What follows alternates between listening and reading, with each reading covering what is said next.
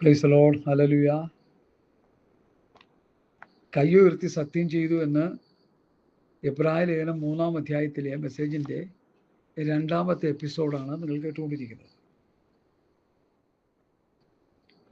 അപ്പം ഇന്നത്തെ വേല എന്തുവാ?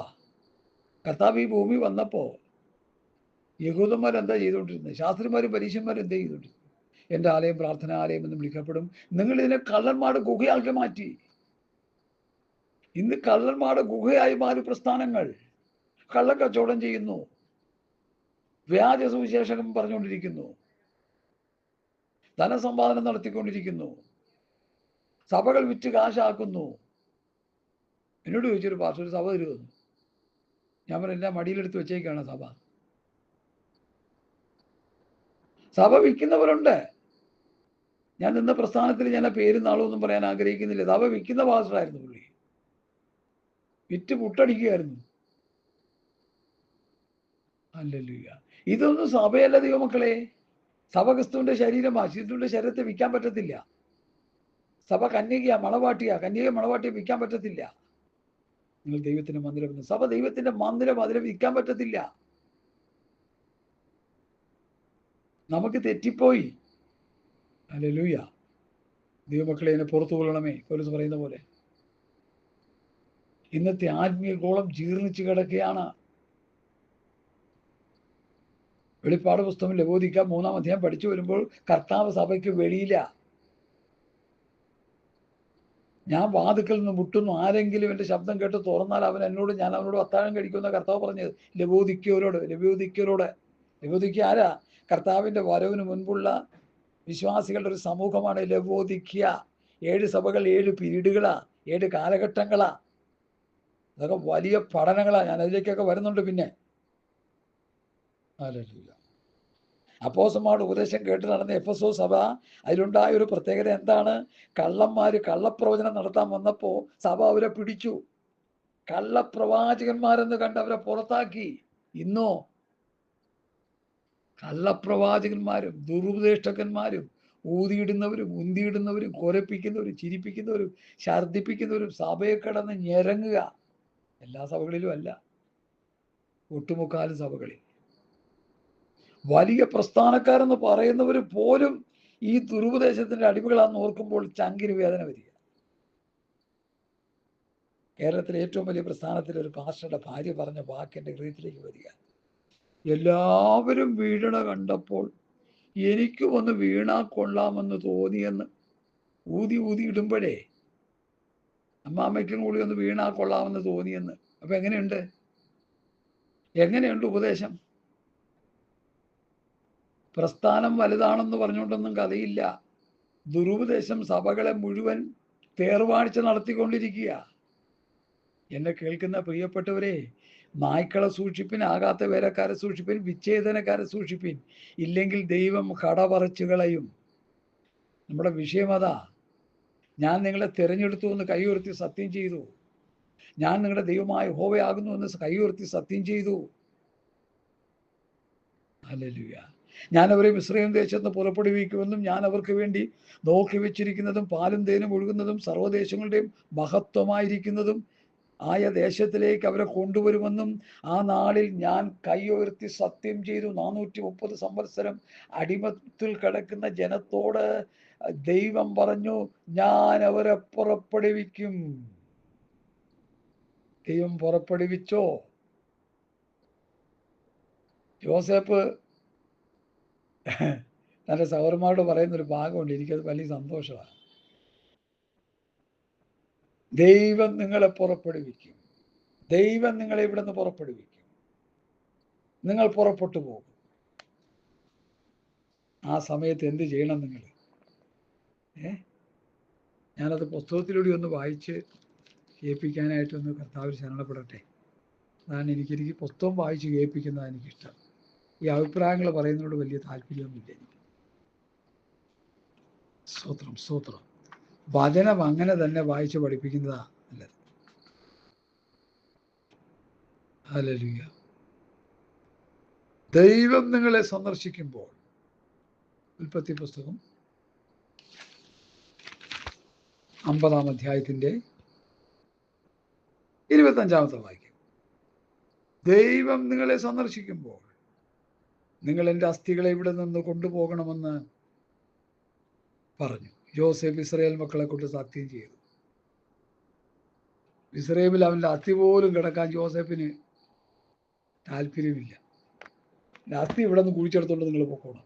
ഈ ദുഷ്ടന്മാരുടെ ഇടയിൽ എൻ്റെ അസ്ഥി കിടക്കാൻ പാടില്ല. വിശുദ്ധനാ, കർത്താവിന് നിഴലായിട്ട് പ്രസംഗിക്കുക യോസേഫ്. സ്നേഹസമ്പന്നനായ യോസേഫ്, സഹോദര സ്നേഹങ്ങളുടെ മൂർത്തിഭാവമായ യോസേഫ്. ഈ സഹോദരന്മാർ തമ്മിൽ തമ്മിൽ സ്നേഹിക്കുന്നുണ്ടോ? ഒരുത്തൻ്റെ കഷ്ടതയിൽ ഒരു കൂട്ടായ്മ കാണിക്കാൻ സഹോദരന്മാർ കഴിയുന്നുണ്ടോ? കോടിക്കണക്കിന് സമ്പത്ത് വെച്ചുകൊണ്ടിരിക്കുന്ന ഒരു കൂട്ടു സഹോദരൻ വന്ന ഒരു 5 പൈസ മനസ്സ് വെച്ച് കൊടുക്കാനുള്ള മനസ്സുണ്ടോ അവർക്ക്? അവർ പറയുന്നത് കോടികൾ എനിക്കുണ്ടെന്ന്, കോടികൾ എനിക്കുണ്ടെന്ന്. ഞാൻ അവരെ ഓർത്ത് കരയുക ദൈവമക്കളെ. ഹല്ലേലൂയ. സഹോദരന്മാർ എന്തെല്ലാം ദോഷം യോസഫിനോട് ചെയ്തു. യോസഫ് അതുവല്ലം തിരിച്ചു ചെയ്തോ? അവരെ ഇട്ട് വെള്ളം കുടിപ്പിച്ചു. അത് ഉൽപ്പത്തി പുസ്തകം നമുക്ക് തരുന്നുണ്ട്. പല പാർട്ടായിട്ട് ഞാനതൊന്നും എടുത്ത് പറയാൻ എനിക്ക് സമയമില്ല. എന്നാൽ യോസഫ് അവരെ ചേർത്ത് പിടിച്ചു, സ്നേഹിച്ചു. പിതാവിനെയും സഹോദരങ്ങളെയും മിസ്രയീമിൽ കൊണ്ടുവന്ന് പാർപ്പിച്ചു. ഫറവോൻ പറഞ്ഞു ഏറ്റവും ഫലപുഷ്ടിയുള്ള സ്ഥലം അവർക്ക് കൊടുക്കാൻ പറഞ്ഞു. അല്ല, യോസഫിനോടുള്ള സ്നേഹം ആ രാജാവ് പോലെയും അവരോട് കാണിച്ചു എന്നുള്ളതാണ്. ആ വിഷയത്തിൽ നിന്ന് ഞാൻ ഇങ്ങോട്ട് വരിക. അപ്പൊ ഇവിടെ ദൈവം മിസ്രയീമിൽ നിന്ന് പുറപ്പെടുവിക്കും, പാലും തേനും ഒഴുകുന്ന ദേശത്തേക്ക് അവരെ കൊണ്ടുവരും എന്ന് കൈ ഉയർത്തി സത്യം ചെയ്തു. അത് കഴിഞ്ഞിട്ടുള്ള ഭാഗങ്ങൾ ഞാൻ വായിക്കുകയാണ്, ഒന്ന് ശ്രദ്ധിച്ച് കേട്ടോണം. ഇത് വായിച്ച് ഗ്രഹിപ്പിച്ചില്ലെങ്കിൽ ശരിയാവത്തില്ല. അതുകൊണ്ടാണ് ഞാൻ ഈ പറയുന്നത്. 7-ാം വാക്യം മുതൽ 27 മുതൽ അവരോട് നിങ്ങൾ ഓരോരുത്തരും താന്താൻ്റെ കൺമുമ്പിൽ നിന്ന് മ്ലേച്ഛ വിഗ്രഹങ്ങളെ എറിഞ്ഞു കളവിൻ. മിസ്രയീമ ബിംബങ്ങളെ കൊണ്ട് നിങ്ങൾ മലിനമാക്കരുത്. ഞാൻ അത്രയും നിങ്ങളുടെ ദൈവമായ യഹോവ എന്ന് കൽപ്പിച്ചു.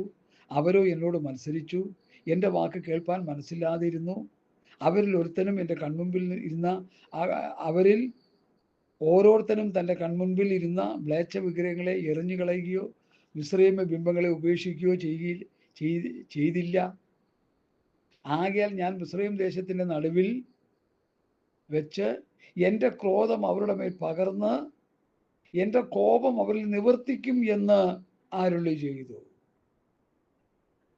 ഹല്ലേലൂയ. സ്തോത്രം, സ്തോത്രം. ശ്രദ്ധിക്കണേ,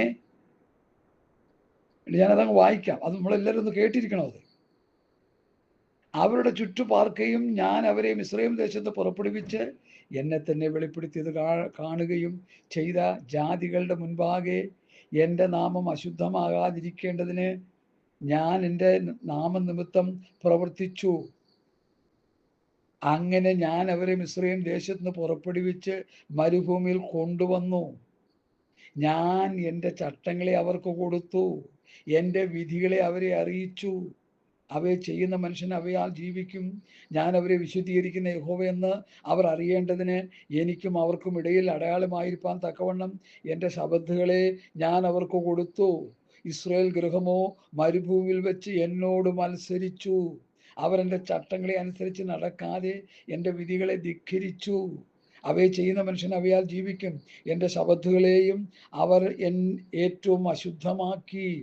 ആകയാൽ ഞാൻ മരുഭൂമിയിൽ വെച്ച് എൻ്റെ ക്രോധം അവരുടെ മേൽ പകർന്ന് അവരെ സംഹരിക്കുമെന്ന് അരുളി ചെയ്തു. എങ്കിലും ഞാൻ അവരെ പുറപ്പെടുവിച്ചത് കണ്ട ജാതികളുടെ മുൻപാകെ എൻ്റെ നാമം അശുദ്ധമാക്കാതിരിക്കേണ്ടതിന് ഞാൻ അതിൻ നിമിത്തം പ്രവർത്തിച്ചു.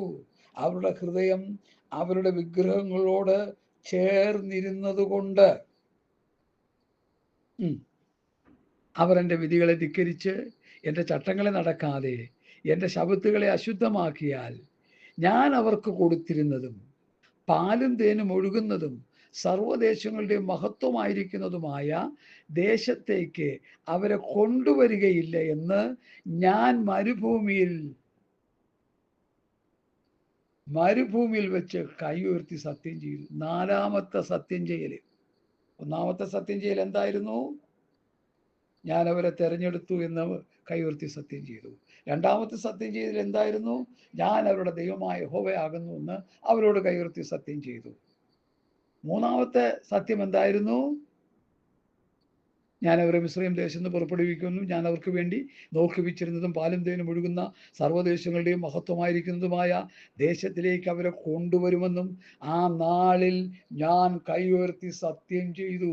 ആ സത്യം ചെയ്ത ദൈവം ഇവർ വിഗ്രഹാരാധന നടത്തിയപ്പോൾ, ഇവർ സ്വന്തം കുഞ്ഞുങ്ങളെ എന്ത് ചെയ്തു? അഗ്നിപ്രവേശനം ചെയ്യിപ്പിച്ചപ്പോൾ, ഇവർ വിഗ്രഹാരാധികളായി മാറിയപ്പോൾ, ദൈവമായ യഹോവയുടെ കൽപ്പനകൾ ഇവർ ലംഘിച്ചപ്പോൾ, ഇവർ ദൈവത്തെ മറന്ന് പ്രവർത്തിച്ചപ്പോൾ, ഇവർ വിഗ്രഹങ്ങളെ കുമ്പിട്ടപ്പോൾ, ദൈവം പറയുകയാണ്, ഞാൻ അവരെ സർവ്വദേശങ്ങളിലെ മഹത്വമായിരിക്കുന്നതുമായ ദേശത്തേക്ക് അവരെ കൊണ്ടുവരികയില്ലെന്ന് ഞാൻ മരുഭൂമിയിൽ വെച്ച് കൈ ഉയർത്തി സത്യം ചെയ്തു. എങ്ങനെയുണ്ട്? പണ്ട് തിരുവനന്തപുരം ഭാഷയിൽ ചിലർ ചോദിക്കും, ഇപ്പൊ എങ്ങനെ ഇരിക്കണ്? ദൈവത്തിന്റെ സ്വഭാവം എങ്ങനെ ഇരിക്കണ് പെന്തക്കോസുകാരെ?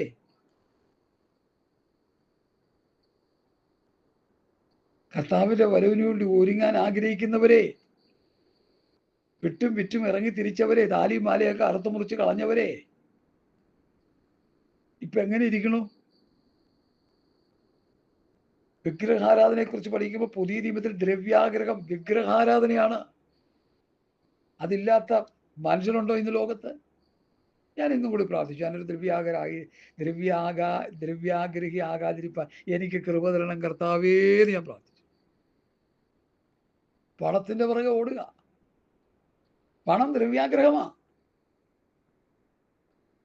നമ്മൾ മറിയയും ഉണ്ണിയേശുവും ജോസഫിനും ഒന്നും ആരാധിക്കുന്നില്ല പെന്തക്കോസ്തുകാർ, പക്ഷെ ദ്രവ്യത്തെ ആരാധിക്കുന്നുണ്ട്, ലോകത്തിന്റെ ഭൗതികത്തെ ആരാധിക്കുന്നുണ്ട്. മക്കൾ ചിലരുടെ ദൈവമാ, ഭാര്യമാർ ദൈവമാ, സഹോദരങ്ങൾ ദൈവമാ. ജഡപ്രകാരമുള്ള ബന്ധങ്ങളൊക്കെ ദൈവത്തെ പോലെയാ ചിലർ കാണുന്നത്. പൗലൂസിന്റെ വാക്ക് കേൾക്ക്, ഞാൻ ക്രിസ്തുവിനെ പോലും ജഡപ്രകാരം അറിയുന്നില്ല. ഇവിടെ ജഡബന്ധങ്ങൾ, ഭാര്യ വിഗ്രഹം, മക്കൾ വിഗ്രഹം, ഭർത്താവ് വിഗ്രഹം, വണ്ടി വിഗ്രഹം. പെന്തക്കോസ്തുകാരൻ ഒരു വണ്ടി മേടിച്ചാൽ ഉടനെ ആ വണ്ടിയുടെ മുമ്പിൽ നിന്ന് ഫോട്ടോ എടുത്തിട്ട് എന്ത് ചെയ്യുക? യൂട്യൂബിലിടുക, അപ്ലോഡ് ചെയ്യുക. ഞാൻ വണ്ടി മേടിച്ചു. നാണമില്ലേ നിങ്ങൾക്ക്? ഈ ഇടയ്ക്കൊരു സഹോദരൻ പറഞ്ഞു, എനിക്കത് വലിയ ഇഷ്ടമായി. വലിയ 5 സ്റ്റാർ ഹോട്ടലിലൊക്കെ കയറി കുഴിമന്തി കഴിക്കുമ്പോൾ ആ ഫോട്ടോ എടുത്ത് യൂട്യൂബിൽ അപ്ലോഡ് ചെയ്യുക. മനോഹരമായ ദേശങ്ങളിലൊക്കെ പോയി അതെല്ലാം കണ്ടിട്ട് അതെല്ലാം യൂട്യൂബിലെടുത്ത് അപ്ലോഡ് ചെയ്യുക, ഞാനിതൊക്കെ പോയി കണ്ടെന്ന്. സഹോദര, പുതിയ യെരൂശലേമിന്റെ ദർശനം നിന്റെ ഉള്ളിലോട്ട് കയറാത്തോണ്ടാണ് നീ ഇതൊക്കെ ചെയ്യുന്നത്. സ്വർഗീയമായ ഭോജനമായ ദൈവവചനം ഭക്ഷിക്കാൻ നിനക്ക് കൃപയില്ലാത്തോണ്ടാണ് നീ ഇതൊക്കെ ചെയ്യുന്നത്. പുതിയ യെരൂശലേമിന്റെ മനോഹാരിത വെളിപ്പാട് പുസ്തകം 21-ാം അധ്യായം വായിച്ചു പഠിക്ക്. തങ്കം കൊണ്ട് പാകിയ വീഥികൾ, 12 വിധ സ്വർണം, തങ്കങ്ങൾ, രത്നങ്ങൾ. ആ പുതിയ യെരൂശലേമിന്റെ മനോഹാരിത ഒന്ന് കാണ്. രൂപാന്തര ശരീരത്തിന്റെ മനോഹാരിത ഒന്ന് കാണ്. കർത്താവിന്റെ വരവിൽ ഈയാമ്പാറ്റകളെ പോലെ പറന്നു പോകുന്ന ഒന്ന് മനസ്സിലൊന്ന് കാണ്. വരുവാനുള്ള തേജസ് വിചാരിച്ചാൽ ഈ കാലത്തിലെ കഷ്ടമില്ലങ്ങൾ സാരമില്ല എന്ന് രാവിലെ കൂടി ഞാൻ വായിച്ച വാക്യം. ആ തേജസ്സിനെ കുറിച്ചൊന്ന് വിചാരിക്കേ. ഈ ലോകത്തിലെ മനോഹരമായ സ്ഥലങ്ങൾ കണ്ടിട്ട് യൂട്യൂബിൽ അപ്ലോഡ് ചെയ്തിട്ട് ഞാൻ കണ്ടേ എന്ന് പറയുക. എനിക്ക് ഒത്തിരി പേരെ അറിയാം, ഒത്തിരി പേരെ, 1-2 പേരൊന്നുമല്ല. പാസ്റ്റർമാരെ, വിശ്വാസികളെയൊക്കെ എനിക്കറിയാം. ഹല്ലേലൂയ. അവരുടെ ഉള്ളിൽ പുതിയ യെരൂശലേമിന്റെ ദർശനം കയറിയാൽ ഇതൊക്കെ ചപ്പെന്നും ചവറെന്നും ഓർക്കണ്ടാൻ പറ്റും. അതുകൊണ്ടാണ് പറ്റാത്തത്. വചനത്തിലൂടെ പുതിയ യെരൂശലേമിനെ കുറിച്ചും രൂപാന്തര ശരീരത്തെക്കുറിച്ചും സ്വർഗത്തെക്കുറിച്ചും നിത്യതയെക്കുറിച്ചും ദൈവരാജ്യത്തെക്കുറിച്ചും സ്വർഗരാജ്യത്തെക്കുറിച്ചും വെളിപ്പാടുകളൊന്നും ഹൃദയത്തിലില്ല. അതുകൊണ്ടാണ് ഈ പണ്ടൊരു പാസ് പറഞ്ഞ പോലെ, എൻ്റെ ബന്ധത്തിലൊരു അമ്മച്ചി മരിച്ചു കഴിഞ്ഞപ്പോൾ ആ പാസ് പറഞ്ഞു, ഈ മുള്ളും പറക്കാറേയും മുളയ്ക്കുന്ന ഭൂമിയിൽ നമുക്കൊരു അവകാശമില്ല. എൻ്റെ ഹൃദയത്തിലൊരു വെള്ളിടി വെട്ടിയതുപോലെ ആയിപ്പോയി. എത്ര മനോഹരമായ പ്രസംഗം. മുള്ളും പറക്കാറേയും മുളയ്ക്കുന്ന ഈ ലോകം, പത്രോസിന്റെ ഭാഷയെ പറഞ്ഞ തീ വിഴുങ്ങാനിരിക്കുന്ന ഈ ലോകം, അഗ്നിക്കിരയാകാനിരിക്കുന്ന ഈ ലോകം, നയാഗര വെള്ളച്ചാട്ടമൊക്കെ കണ്ടു ഭയങ്കരമെന്നാ പറയുന്നത്. ഞാനും യെരൂശലേമിൽ പോകാൻ ഒരിക്കൽ പക്ഷെ പറ്റിയില്ല. ഒത്തിരി ഞാൻ പരിശ്രമിച്ചു, പറ്റിയില്ല. പറ്റാത്തത് നന്നായി. ഈ ചോര വീഴുന്ന യെരൂശലേം പോയി കണ്ടിട്ട് എന്ത് കിട്ടാനാ നമുക്ക്? എടാ, പുതിയ യെരൂശലേമിന് വേണ്ടി കാത്തിരിക്കുന്ന എനിക്ക് ഈ യെരൂശലേമിന് എന്ത് കാണാനാ? ദൈവമക്കളെ, നിങ്ങൾ എന്നെ ഒന്ന് പുറത്തു കൊള്ളണേ. അല്ലല്ലോ, എനിക്കിത് പറയാതിരിക്കാൻ നിർവാഹമില്ല. പ്രിയമുള്ളവരെ, നാം ഇന്നതാകുന്നു ഇതുവരെ പ്രത്യക്ഷമായില്ല. അവൻ പ്രത്യക്ഷനാകുമ്പോൾ അവനെ താൻ ഇരിക്കുന്നത് പോലെ തന്നെ കാണുന്നതുകൊണ്ട് അവനോട് സദൃശ്യന്മാരാകും. യേശു ക്രിസ്തുവിന് കിട്ടുന്ന തേജസ്സിന്റെ ശരീരം എനിക്ക് കിട്ടുക എന്ന് പറഞ്ഞാൽ എന്താ അതിൻ്റെ അർത്ഥം? ഒരു സാധുവായ ഒരു മനുഷ്യനായ എനിക്ക്, ഒരു ബലഹീനനായ എനിക്ക് ക്രിസ്തുവിന്റെ രൂപാന്തര ശരീരം കിട്ടുമെന്ന് പറഞ്ഞാൽ എന്താ അതിൻ്റെ അർത്ഥം? ഞാൻ എത്രത്തോളം സന്തോഷിക്കണം! പറഞ്ഞു തീരാത്തതും മഹിമയുള്ളതുമായ സന്തോഷത്തോടുകൂടി ആനന്ദിക്കാനല്ലേ എനിക്ക് പറ്റത്തുള്ളൂ. നമ്മുടെ പൗരത്വമോ സ്വർഗത്തിലാകുന്നു. അവിടുന്ന് കർത്താവായ യേശു ക്രിസ്തു രക്ഷിതാവായി വരുമെന്ന് നാം കാത്തിരിക്കുന്നു. അവൻ സകലവും എനിക്ക് കീഴ്പ്പെടുത്താൻ കഴിയുന്ന തൻ്റെ വ്യാപാര ശക്തി കൊണ്ട് നമ്മുടെ താഴ്ചയുള്ള ശരീരത്തെ അവൻ്റെ മഹത്വമുള്ള ശരീരത്തോട് അനുരൂപമായി രൂപാന്തരപ്പെടുത്തും. നമ്മുടെ ഈ താഴ്ചയുള്ള ശരീരം, രോഗമുള്ള ശരീരം, കഷ്ടതയുള്ള, കണ്ണുനീരുള്ള, ദുഃഖമുള്ള, മുറവിളിയുള്ള, മരണമുള്ള ഈ ശരീരത്തെ യേശു ക്രിസ്തുവിന്റെ രൂപാന്തര ശരീരത്തോട് ഏകീഭവിപ്പിക്കുമെന്ന് പറഞ്ഞാൽ തൻ്റെ പുത്രന്റെ സ്വരൂപത്തോട് അനുരൂപരാകുവാൻ അവൻ നമ്മെ മുൻനിയമിച്ചിരിക്കുന്നു. യേശു ക്രിസ്തുവിന്റെ സ്വരൂപത്തോട് അനുരൂപരാകുന്ന ഒരു രൂപാന്തര ശരീരം എനിക്ക് നിനക്കും കിട്ടുക എന്ന് പറഞ്ഞാൽ നിസ്സാര കാര്യമാണോ അത്? പൂരബദല ശീകരബദല. ദൈവമക്കളെ, ഇവിടെ പ്രത്യാശ വർദ്ധിക്കട്ടെ. ഈ ഇടയ്ക്ക് ആരെണ്ണം പറയണ്ടായി, ഒരു ആൻറ്റി പറഞ്ഞ കാനഡ പോയാൽ തിരിച്ചു വരാൻ തോന്നത്തില്ലെന്ന്, അമേരിക്ക പോയി തിരിച്ചു വരാൻ തോന്നത്തില്ലെന്ന്, യൂറോപ്യൻ രാജ്യങ്ങളിൽ പോയി തിരിച്ചു വരാൻ തോന്നത്തില്ലെന്ന്. അത്ര മനോഹാരിതയാ. സഹോദര, സഹോദരി, നീ ആരാണെങ്കിലും കൊള്ളാം, നീ പുതിയ യെരൂശലേം എന്ന് ഹൃദയത്തിലൊന്ന് ധ്യാനിച്ചേ. ആ വെളിപ്പാട് പുസ്തകം 21-ാം അധ്യായത്തിൽ ആ പുതിയ യെരൂശലേമിനെ കുറിച്ചൊന്ന് വായിച്ചൊന്ന് ധ്യാനിച്ചേ. പുസ്തകത്തിൽ എഴുതിയിരിക്കുന്നതിൻ്റെ ഉള്ളിലോട്ട് കയറട്ടെ. പണ്ട് പാസ്റ്റർമാരിങ്ങനെ പറയുമായിരുന്നു, ഇപ്പോഴല്ല, കുറച്ച് വർഷങ്ങൾക്ക് മുമ്പ്, പേടി വരാതിരിക്കാൻ വേദപുസ്തകം തലങ്ങളുടെ അടിയിലോട്ട് എടുത്ത് വെച്ചിട്ട് തല അതിൽ വെച്ച് കിടക്കുന്നു. ഒരു ഗുണവുമില്ല, അതുകൊണ്ട് ഒരു ഗുണവുമില്ല. വെള്ള പേപ്പറിൽ എഴുതിയിരിക്കുന്ന കറുത്ത അക്ഷരങ്ങളാ. അത് ആത്മാവിൽ ഗ്രഹിച്ച് നിന്റെ ഹൃദയത്തിൻ്റെ ഉള്ളിലോട്ട് കയറണം ആ വചനം. പുസ്തകത്തിൽ എഴുതിയിരിക്കുന്നതിൻ്റെ ഹൃദയത്തിൻ്റെ ഉള്ളിൽ വരണം. പുതിയ യെരൂശലേമിന്റെ ഭംഗി നിന്റെ ഹൃദയത്തിൻ്റെ ഉള്ളിൽ വചനത്തിലൂടെ വായിച്ച് ഗ്രഹിച്ച് കഴിയുമ്പോൾ ഈ ലോകത്തിന്റെ ഭംഗി ചപ്പും ചവറെന്ന് നിനക്ക് മനസ്സിലാകും. പൗലൂസിനോട് ചോദിക്കേ, 7 കൂട്ടം കാര്യങ്ങൾ പൗലൂസ് ചപ്പെന്നും ചവറെന്നും എണ്ണി. ദൈവമേ, ഞാനത് വായിച്ച് ഞെട്ടിപ്പോയിട്ടുണ്ട്. ഇത്ര വലിയൊരു മനുഷ്യൻ ഈ നിലയിൽ സംസാരിച്ചെന്ന് കേട്ടപ്പോൾ ഞാൻ നിങ്ങളെ ഒന്ന് വായിച്ച് കേൾപ്പിക്കാൻ വേണമെങ്കിൽ. ഹല്ലേലൂയ. ഫിലിപ്പി ലേഖനം 3-ാം അധ്യായത്തിലെ 8-ാം നാൾ പരിച്ഛേദന ഏറ്റവും ഇസ്രായേൽ ജാതിക്കാരൻ, ബെന്യാമിൻ ഗോത്രക്കാരൻ, എബ്രാഹിം ജനിച്ച എബ്രായൻ, ന്യായപ്രമാണം സംബന്ധിച്ച പരീശൻ, ശുഷ്കാൻ സംബന്ധിച്ച സഭയെ ഉപദ്രവിച്ചവൻ, ന്യായപ്രമാണത്തിലെ നീതി സംബന്ധിച്ച അനിന്യൻ, ഇതൊക്കെ തനിക്ക് ലാഭമായിരുന്നെന്നാണ് 7-ാം വാക്യം പറയുന്നത്.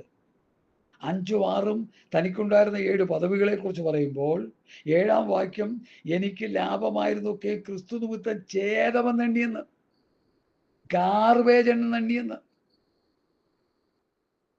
ഇന്ന് BTH എടുത്ത, CTH എടുത്ത, MTH എടുത്ത, ബിബ്ലിക്കൽ ഹയർ സ്റ്റഡി നടത്തിയ എന്തോ സംഭവമാണെന്ന് പലരും വിചാരിക്കുന്നു. ഒന്നുമില്ല, ഒരു ചുക്കുമില്ല, ഒരു മണ്ണാങ്കട്ടയില്ല അതിൽ. ഇതെല്ലാം ഉണ്ടായിരുന്ന ആളാ പൗലോസ് പറഞ്ഞ ഞാൻ എന്താ ചാപിള്ളയാണെന്ന് പറഞ്ഞു. നമ്മൾ കേട്ടിട്ടില്ലേ പല പ്രാവശ്യം? അതുകൂടി ഇത് വായിച്ച് കേൾപ്പിക്കാൻ വേണമെങ്കിൽ 1 കൊരിന്ത്യർ ലേഖനം 15-ാം അധ്യായത്തിൽ ഇപ്പോഴും അതൊക്കെ വായിച്ച് കേൾപ്പിക്കാനുള്ള സമയമെന്ന് എനിക്ക് തോന്നുക. അതുകൊണ്ട് ഞാൻ വായിച്ച് കേൾപ്പിക്കുന്നത്. ഇത് ഞാൻ പറഞ്ഞില്ലേ, ആരാ ഇതൊക്കെ പറയണേ? അധികം ആരും ഒന്നും പറയത്തില്ലെന്നേ. വല്ല ചപ്പും ചവറും ഒക്കെ എല്ലാവരും പറഞ്ഞുകൊണ്ടിരിക്കുന്നത്. എല്ലാവരെ കുറിച്ചല്ല കേട്ടോ. വനത്തിൻ്റെ മർമ്മങ്ങൾ വെളിപ്പെടുത്തുന്ന അനേക ശ്രേഷ്ഠന്മാരായ ദൈവകൃത്യന്മാർ നമുക്ക് കേരളക്കരയിലുണ്ട്, ആഗോള വ്യാപകമായുണ്ട്. അവരും ചെറിയൊരു പക്ഷമേ ഉള്ളൂ, ഒരു ശേഷിപ്പേ ഉള്ളൂ. എല്ലാവർക്കും ഒടുവിലും അകാല പ്രജ പോലെ എനിക്ക് പ്രത്യക്ഷനായി. അകാല പ്രജ, born out of due time, ചാവില്ല അകാല പ്രജ. വേദപുസ്തകത്തിലെ പുതിയ നിയമത്തിലെ കരുത്തനായ സാരഥി. ആ പദങ്ങൾ ഉപയോഗിക്കുന്നത് ക്ഷമിക്കുക. കരുത്തനായ ദൈവമനുഷ്യൻ, എ മാൻ ഓഫ് വോർ. അവൻ എന്താ പറയുന്നത്? Bone out of due time. ഞാനൊരു ചാപിള്ളയാ, മാസം തികയുന്നതിന് മുമ്പ് പ്രസവിച്ച് വീണ ഒരു മാംസപിണ്ഡമാ. അങ്ങനെ പൗലൂസ് പറഞ്ഞു വെക്കുമ്പോഴാണ് ഞാൻ ഡോക്ടർ, ഞാൻ റെവറൻഡ്, ഞാൻ എന്തോ സംഭവമാണെന്ന് പറഞ്ഞൊക്കെ പലരും പറഞ്ഞുകൊണ്ട് നടക്കുന്നത്. നിർത്തിക്കോണം, ഇന്നുകൊണ്ട് നിർത്തിക്കോണം. നീയും ഞാനും ഒന്നുമില്ല. പൗലൂസ് പറഞ്ഞ പോലെ പറഞ്ഞോണം. ഞാനാകുന്നത് കൃപയാൽ, ഞാനാകുന്നത് കൃപയാലാകുന്നു. എന്നോടുള്ള അവൻ്റെ കൃപ വ്യർത്ഥമായതുമില്ല. അവരെല്ലാവരെക്കാളും ഞാൻ അത്യന്തം അധ്വാനിച്ചിരിക്കുന്നു. അത് ഞാനല്ല, എന്നോടുകൂടിയുള്ള ദൈവകൃപയത്രേ. ഈ വചന വെളിപ്പാട് ഉള്ളിലോട്ട് കയറണം.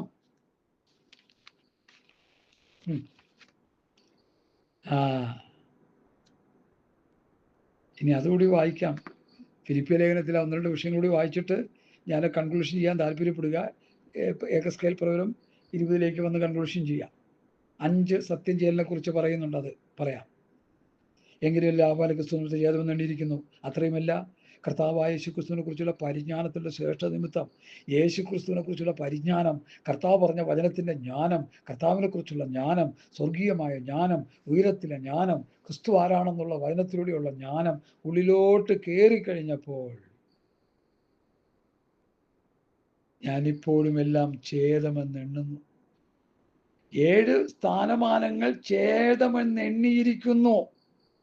ഇനി സുവിശേഷ വേല ചെയ്യുമ്പോൾ എന്തെങ്കിലും കിട്ടിപ്പോര് വരുന്നെങ്കിൽ അത് ഛേദമെന്ന് എണ്ണുന്നു. തീർന്നില്ല. ഞാൻ ക്രിസ്തുവിനെ നേടേണ്ടതിനും ന്യായപ്രമാണത്തിൽ നിന്നുള്ള എൻ്റെ സ്വന്തം നീതിയല്ല, ക്രിസ്തുവിനുള്ള വിശ്വാസം മൂലം ദൈവം വിശ്വസിക്കുന്നവർക്ക് നൽകുന്ന നീതി തന്നെ ലഭിച്ച് അവനിൽ ഇരിക്കേണ്ടതിനും, അവൻ്റെ മരണത്തോട് അനുരൂപപ്പെട്ടിട്ട് അവനെയും അവൻ്റെ പുനരുദ്ധാനത്തിൻ്റെ ശക്തിയെയും അവൻ്റെ കഷ്ടാനുഭവമുള്ള കൂട്ടായ്മയും അനുഭവിച്ചറിയേണ്ടതിന്, ഇങ്ങനെ വല്ലവിധനെയും മരിച്ചവരുടെ ഇടയിൽ നിന്നുള്ള പുനരുദ്ധാനം പ്രാപിക്കണമെന്ന് വെച്ച് ഞാൻ അവൻ്റെ നിമിത്തം എല്ലാം ഉപേക്ഷിച്ച് ചവറെന്നെണ്ണുന്നു. ചവറെന്നെണ്ണുന്നു. ചവറെന്നെണ്ണുന്നു. ഗാർബേജ് എന്നെണ്ണുന്നു. നിന്റെ പണവും നിന്റെ സ്ഥാനവും നിന്റെ മാനവും നിന്റെ ബഹുമാനങ്ങളെല്ലാം ചപ്പെന്നും ചവറെന്നും എണ്ണാൻ കഴിയണമെങ്കിൽ ക്രിസ്തുവിനെ കുറിച്ചുള്ള പരിജ്ഞാനം നിന്റെ ഉള്ളിലോട്ട് കയറണം. ദുഷ്ടതയും ചതിയും വഞ്ചനയും ഉള്ളിൽ തിങ്ങിയിരുന്നാൽ ഇതൊന്നും എണ്ണാൻ പറ്റത്തില്ല. ഞാൻ പറയുന്നത് ക്രൈസ്തവ സമൂഹത്തോടാണ്. ഞാൻ ഏറ്റവും സ്നേഹിക്കുകയും ബഹുമാനിക്കുകയും ചെയ്യുന്ന എൻ്റെ ദൈവമക്കളോടാണ് ഞാൻ പറയുന്നത്. നെഹമ്യാവ് ആലയത്തിൻ്റെ ഉള്ളിലിരുന്ന അൻപല്ലത്തെയും തോവ്യാവിൻ്റെയും ചരക്കുകളെല്ലാം എടുത്ത് വലിച്ചെറിഞ്ഞ് ദൂരെ കളഞ്ഞിട്ട് ആലയത്തിലെ ഉപകരണങ്ങൾ കൊണ്ട് നിറച്ചു എന്ന് അവിടെ പുസ്തകത്തിൽ എഴുതിയിരിക്കുന്നത്. നിങ്ങൾ ദൈവത്തിൻ്റെ മന്ദിരമെന്ന്, ദൈവത്തിൻ്റെ ആത്മാവ് നിങ്ങൾ വസിക്കുന്നു നിങ്ങൾ അറിയുന്നില്ലയോ? നമ്മുടെയൊക്കെ ഹൃദയത്തിലിരിക്കുന്ന, എൻ്റെ ഉൾപ്പെടെ ഞാനും കൂടി പ്രതിയേർത്ത് പറയുക, ഹൃദയത്തിലിരിക്കുന്ന ദൈവഹിതമില്ലാത്ത ചിന്തകളും ഇടപാടുകളും വിചാര വികാരങ്ങളും കണക്കൂട്ടുകളും എല്ലാം എടുത്ത് പുറത്തേക്ക് വലിച്ചെറി. ദൈവകൃപ കൊണ്ട് ഹൃദയം നിറയ്ക്കേ. ദൈവവചനം കൊണ്ട് ഹൃദയം നിറയ്ക്കേ.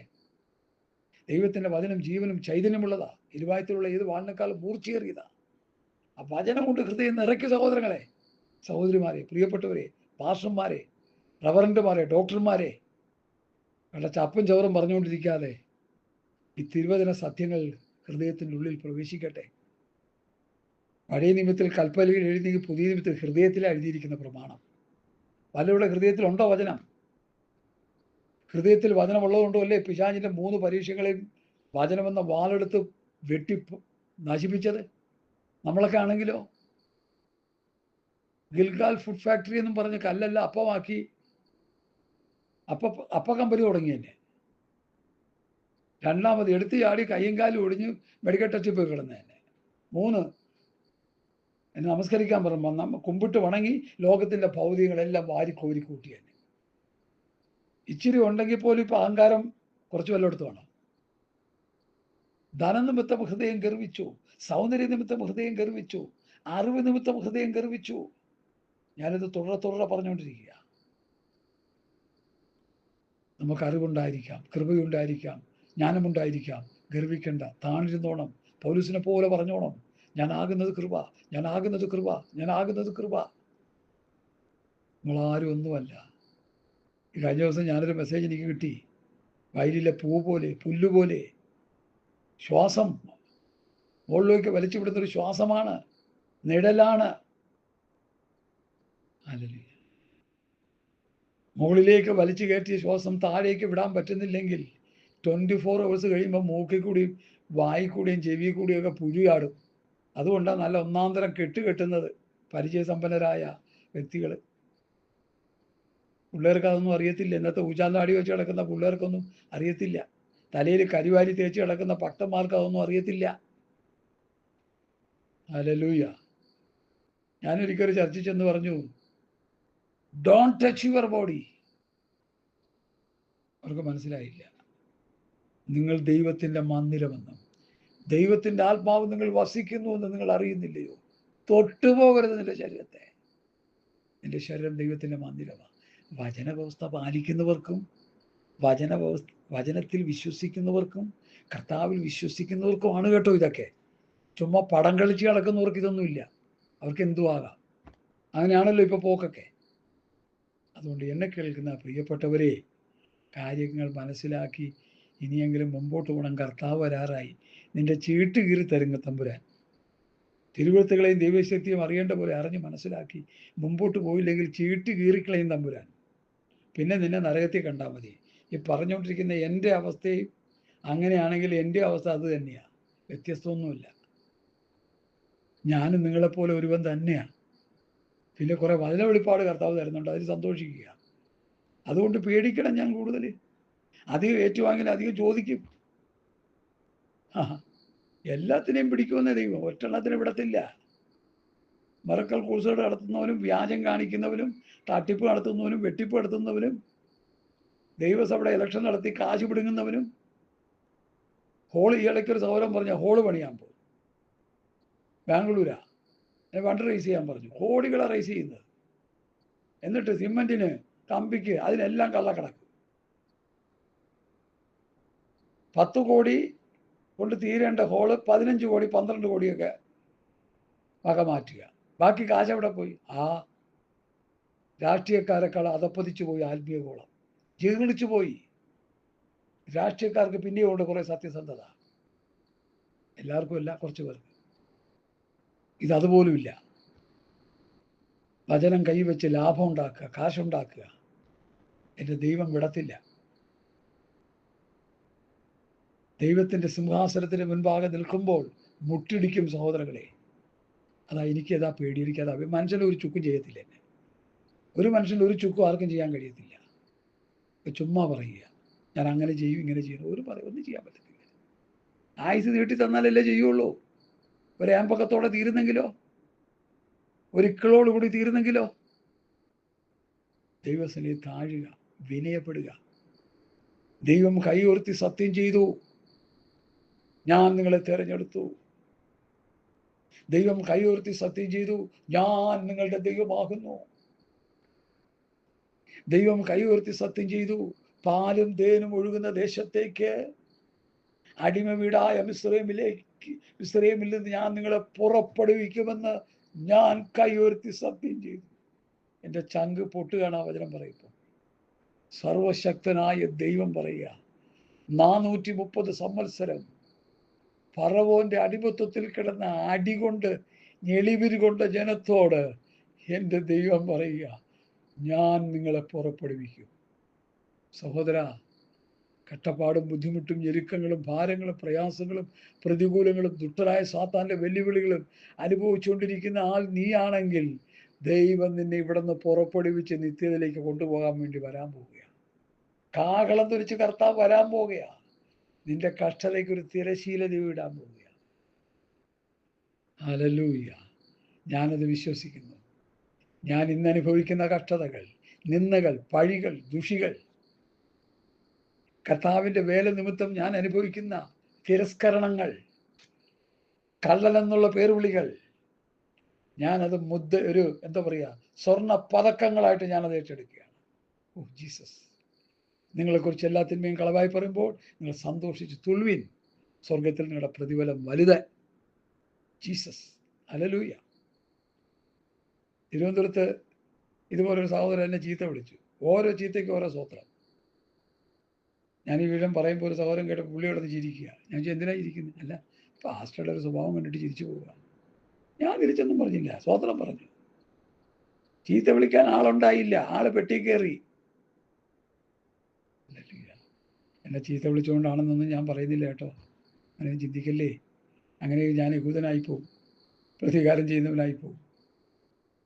എന്തായാലും നിങ്ങളെ തൊടുന്നവൻ നിങ്ങളെ കണ്ണിൻ്റെ കൃഷ്ണമണിയെ തൊടും. യെസ്, ഞാനത് വിശ്വസിക്കുന്നു. ദേവദാസന്മാരെ അപമാനിക്കുകയും നിന്ദിക്കുകയും പഴിക്കുകയും ദൂഷിക്കുകയും ചെയ്യുന്നവരെ നിങ്ങൾ മാനസാന്തരപ്പെടുക, അല്ലെങ്കിൽ ഒരു പക്ഷേ ദൈവത്തിൻ്റെ കൈ നിന്റെ മേൽ ഭാരമായി വരും. ഹല്ലേലൂയ. ആശാരി ഉപദേശിച്ച ചരിത്രങ്ങൾ ഞാൻ കേട്ട് കരഞ്ഞു പോയിട്ടുണ്ട്. ആ മനുഷ്യനെ നിന്ദിക്കുകയും പഴിക്കുകയും ദുഷിക്കുകയും ചെയ്യുന്നവർ ഒരു പിടി ചാരമായി പോയി. ഹല്ലേലൂയ. അദ്ദേഹം പറഞ്ഞ വചനത്തെ തള്ളിക്കളഞ്ഞവരെ ഒരു പിടി ചാരമായി പോയി. താനത് കണ്ടു കൺമുമ്പിൽ. ഞാനിങ്ങനെ പറഞ്ഞു, ആ ദേശനിവാസികൾ വേദോസ്തമായിട്ട് ഒരു ഉപദേശി ആ വഴി വന്നാൽ ഓടി വീട്ടിൽ കയറി കളയും, നിൽക്കത്തില്ല. പേടി. ദൈവം ദഹിപ്പിക്കുന്ന അഗ്നിയാണ് പ്രിയപ്പെട്ടവരെ. ഞാൻ പറഞ്ഞ് പേടിപ്പിക്കുകയല്ല. നീ പ്രമാണത്തിൽ നിന്നാൽ, നീ വ്യവസ്ഥയിൽ നിന്നാൽ, നീ ദൈവവചനത്തിൻ്റെ മാറ്റമില്ലാത്ത സത്യത്തെ മുറുകെ പിടിച്ച് നീ മുൻപോട്ട് പോയാൽ നിനക്കെതിരെ വരുന്നവരൊക്കെ ദൈവം കൈകാര്യം ചെയ്തു. നമ്മളാരും ഒന്നും ചെയ്യണ്ട, നമ്മുടെ സ്വോത്രം മാത്രം ചെയ്താൽ മതി. ഹല്ലേലൂയ. ഞാൻ വേഗത്തിൽ മുമ്പോട്ട് വരട്ടെ. അവസാനത്തെ ക്ലിപ്പ് ആയതുകൊണ്ട്, രണ്ടാമത്തെ എപ്പിസോഡ് ആയതുകൊണ്ട് ഒരു 5-10 മിനിറ്റ് എവിടെ ലേറ്റാവും. നിങ്ങളത് ഒരു സ്നേഹപൂർവ്വം ക്ഷമയോടെ നിങ്ങളത് കേട്ടുകൊള്ളണമെന്ന് കർത്താവിൻ്റെ നാമത്തിൽ ഞാൻ നിങ്ങളെ ഓർപ്പിക്കുക. ഞാൻ കൺക്ലൂഷനിലേക്ക് വരിക. അപ്പോൾ ദൈവം കൈയുയർത്തി സത്യം ചെയ്തു. 4 സത്യം ചെയ്യൽ. ഒന്നെന്താണ്? ഞാൻ നിങ്ങളെ തിരഞ്ഞെടുത്തു. 2 എന്താണ്? ഞാൻ നിങ്ങളുടെ ദൈവമായ യഹോവയാകുന്നു. അതും കൈയുയർത്തി സത്യം ചെയ്തു. തിരഞ്ഞെടുത്തു എന്നുള്ളത് കൈയുയർത്തി സത്യം ചെയ്തു. ഞാൻ നിങ്ങളുടെ ദൈവമായ യഹോവയാണെന്ന് കൈയുയർത്തി സത്യം ചെയ്തു. 3, പാലും തേനും ഒഴുകുന്ന സർവ്വദേശങ്ങളുടെയും മനോഹരമായിരിക്കുന്ന മഹത്വമായിരിക്കുന്ന ദേശത്തിലേക്ക് അവർ അടിമ വീട്ടിൽ നിന്ന്, അടികൊണ്ട് പൊളയുന്ന അവസ്ഥയിൽ നിന്ന് ഞാൻ നിങ്ങളെ പുറപ്പെടുവിക്കുമെന്ന് കൈയുയർത്തി സത്യം ചെയ്തു. അത് കഴിഞ്ഞ് പിന്നെ 7 മുതലുള്ള വാക്യങ്ങളൊക്കെ ഞാൻ വായിച്ചു വന്ന് 16-ാം വാക്യത്തിലേക്ക് വരുമ്പോൾ, ഞാൻ അവരെ സർവ്വദേശങ്ങളുടെയും മഹത്വമായിരിക്കുന്ന ദേശത്തേക്ക് അവരെ കൊണ്ടുവരികയില്ലെന്ന് ഞാൻ മരുഭൂമിയിൽ വെച്ച് കൈ ഉയർത്തി സത്യം ചെയ്തു. കാരണം എന്താ? വിഗ്രഹാരാധന, മക്കളെ അഗ്നിപ്രവേശനം ചെയ്യിക്കൽ. ഹല്ലേലൂയ, സ്തോത്രം. 23 വാക്യം നിങ്ങളിത് 25 വരെ നിങ്ങൾ വായിച്ചോണം. എസ്കേൽ 20. അവർ എൻ്റെ വിധികളെ അനുഷ്ഠിക്കാതെ എൻ്റെ ചട്ടങ്ങളെ ധിക്കരിച്ച് എൻ്റെ ശബ്ദങ്ങളെ അശുദ്ധമാക്കുകയും അവരുടെ കണ്ണ് അവരുടെ പിതാക്കന്മാരുടെ വിഗ്രഹങ്ങളിലേക്ക് ചെല്ലുകയും ചെയ്തതുകൊണ്ട് ഞാൻ അവരെ ജാതികളുടെ ഇടയിൽ ചിഹ്നിച്ച് രാജ്യങ്ങളിൽ ചെതറിച്ചു കളയുമെന്ന് മരുഭൂമിയിൽ വെച്ച് ഞാൻ കൈ ഉയർത്തി സത്യം ചെയ്തു. ഓ എൻ്റെ ദൈവമേ, ഇസ്രായേൽ മക്കൾ ചെതറിപ്പോയതുപോലെ, ഇസ്രായേൽ മക്കൾ പീഡയേറ്റതുപോലെ, ഇസ്രായേൽ മക്കൾ ഏറ്റ കഠോരമായ പീഡകൾ പോലെ ലോകത്ത് ഏത് ജാതി പീഡ അനുഭവിച്ചിട്ടുണ്ട്? പറ. അനുഭവിച്ചിട്ടില്ല. പലസ്തീൻ നാട്ടിൽ ഇസ്രായേൽ കൊന്നൊടുക്കുന്നു, അത്രയൊന്നുമില്ല. യഹൂദന്റെ കൊഴുപ്പോട്ട് സോപ്പുണ്ടാക്കി ലണ്ടൻ മ്യൂസിയത്തിൽ വെച്ചിട്ടുണ്ട്, ചെന്നാൽ കാണാം. സോപ്പ്, യഹൂദന്റെ കൊഴുപ്പ് കൊണ്ടുള്ള സോപ്പ്,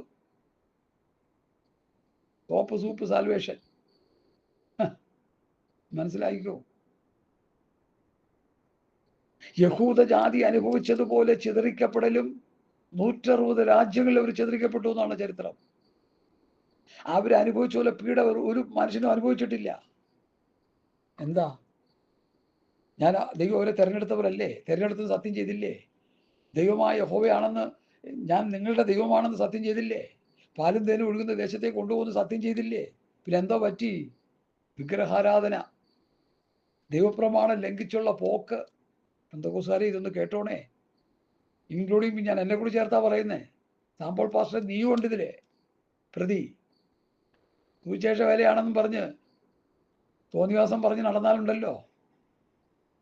ദൈവം കൈ ഉയർത്തി സത്യം ചെയ്യും. എന്ത് സത്യം ചെയ്യും?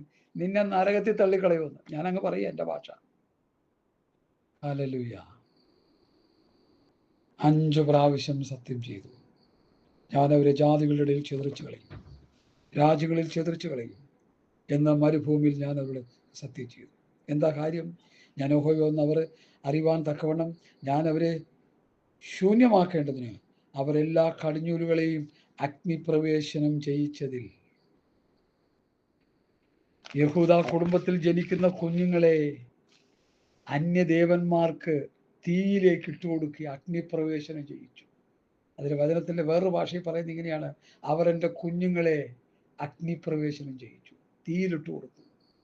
യഹൂദന്റെ വീട്ടിൽ ജനിക്കുന്ന കുഞ്ഞ് ദൈവത്തിൻ്റെ കുഞ്ഞാ.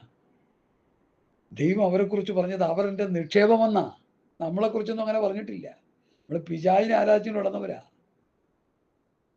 ഇസ്രയേലാണ് ദൈവത്തിന് ഒന്നാമത്തെ പുത്രൻ, നമ്മൾ 2ാം കുടിയിൽപ്പെട്ടവരാ. മനസ്സിലാക്കിക്കോണം. സ്വാഭാവിക കൊമ്പുകളെ ആദരിക്കാതെ പോയെങ്കിൽ, അതായത് റോമർ 11 പഠനം, നിന്നെ ആദരിക്കാതെ വന്നേക്കും. ആദ്യം യഹൂദന് ശിക്ഷ റോമലേഖനം പഠിക്കുമ്പോൾ, പിന്നെ യവനന് കൊടുക്കുന്നത് അടി. ആദ്യം യഹൂദന്, പിന്നെ യവനന് വിട്ടു. യവനൻ ജാതി. ഇതൊക്കെ നമ്മളൊന്ന് പഠിച്ച് മനസ്സിലാക്കണം. ഞായറാഴ്ച പോയി പാട്ടും പാടി കുറെ പേക്കൂത്തുകളൊക്കെ കാണിച്ച് കുറെ ചാടി ബഹളം വെച്ചൊക്കെ പോയോണ്ടൊന്നും ഒരു കഥയില്ല. വേദപുസ്തകം വായിച്ച് പഠിക്കണം, കുത്തിയിരുന്ന് വായിക്കണം. ഞാൻ രാത്രി 2 മണിക്ക് എണീറ്റ് ചിലപ്പോൾ 2 മണിക്കൂറൊക്കെ ഇരുന്ന് വചന ധ്യാനവും പ്രാർത്ഥനയാണ് എൻ്റെ ഇപ്പോഴത്തെ സ്ഥിരം പണി. ദാനീയപ്രവചനം വെളിപ്പാട് ദിവസം പഠിച്ചുകൊണ്ടിരിക്കുക ഇപ്പോൾ പ്രസംഗിക്കാൻ.